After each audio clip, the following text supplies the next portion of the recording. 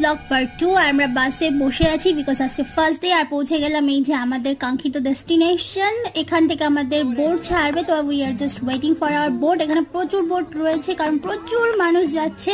আর চলো এনজয় করবো, দেখতে থাকো, আমাদের সাথে থাকো।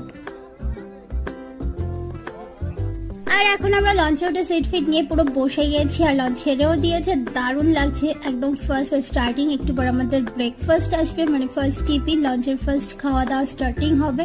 তো আমরা এনজয় করছি এই ভিউটা, তোমরা আমাদের সাথে এনজয় করো। আর যদি আমাদের ভিডিও ভালো লেগে থাকে অবশ্যই লাইক করো, শেয়ার করো, কমেন্টস করো আর সাবস্ক্রাইব করতে একদম ভুলো না।